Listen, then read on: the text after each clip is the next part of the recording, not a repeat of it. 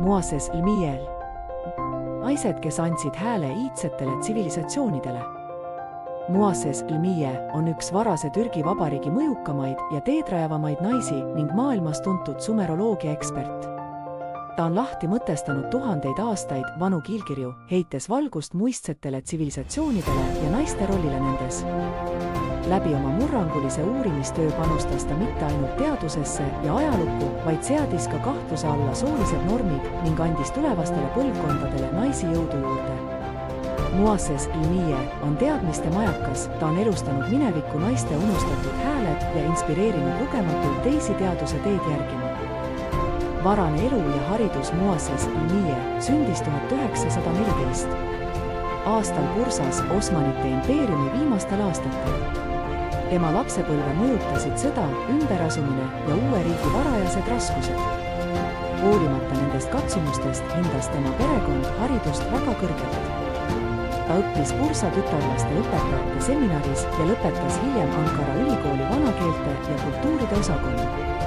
Tema kirg ajaloo ja keelte vastu viis ta spetsialiseerumiseni sumeroloogiale, mis oli Türgis alles arenema hakkav valdkond. Kindlameelsuse ja intellektuaalse uudishimuga sai temast üks esimesi naisi Türgis, kes töötas arheoloogia ja vanema ajaloo vallas, murdes tõkkeid nii soolises plaanis kui ka akadeemias.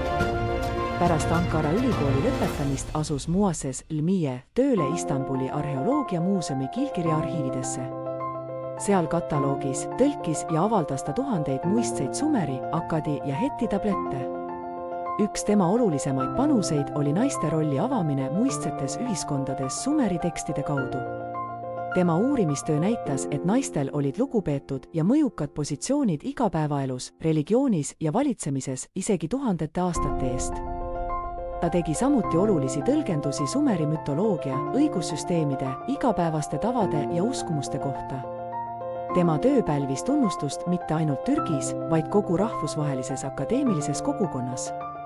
Tänu tema teedrajavale tegevusele sai Türgist üks juhtivaid riike sumeroloogia valdkonnas. Oma teadustöö kaudu rikastas Moises Ilmiye mitte ainult ajaloolisi teadmisi, vaid pani ka tugeva teadusliku aluse aruteludele soolise võrdsuse üle, näidates, et naised on alati olnud osa inimkonna intellektuaalsest ja sotsiaalsest pärandist. Moises Ilmiye on pälvinud rahvusvahelist tunnustust oma panuse eest teadusesse, ajalukku ja soolise võrdõiguslikkuse edendamisse. Olulisemate tunnustuste hulka kuuluvad Atatürki teadusauhind tema töö eest Türgi ajaloouuringutes, audoktorikraadid juhtivatelt Türgi ülikoolidelt tema saavutuste eest sumeroloogia ja naiste ajaloo vallas, Türgi Keele Assotsiatsiooni auhind ajaloo ja keeleteaduse edendamise eest. Teda on kajastatud dokumentaalfilmides ja austatud avalikel üritustel, inspireerides oma julguse ja intellektiga nii õpilasi, teadlasi kui ka naisi.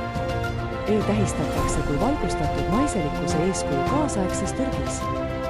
Eeskujuks naistele teaduses. Moises Ilmiye sai teaduses naistele teedrajajaks ajal, mil naisteadlasi oli nii Türgis kui ka mujal maailmas väga vähe.